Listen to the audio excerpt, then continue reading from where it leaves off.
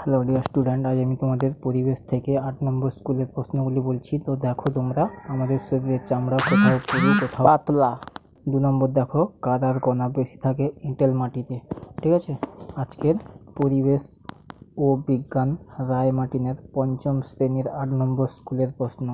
তো তোমরা দেখো, 2-এর দাগে বলছে যে কোন প্রাণীর পা নেই? উত্তর হবে কেঁচো। 2-এর দাগ দেখো, আমাদের শরীরে বর্ম হলো চামড়া। 2-3, মেরুদণ্ডের হাড়কে বলে ভার্টিব্রা। ঠিক আছে, তো তোমরা যারা আমার চ্যানেলটি নতুন দেখছো তারা অবশ্যই কিন্তু সাবস্ক্রাইব করে নেবে। নেক্সট কোয়েশ্চেন দেখো, 3-এর দাগ, মানব দেহের 3টি বড় হাড়ের নাম। উত্তর লিখবে তোমরা ফিমার, আলনা ও হিউমেরাস।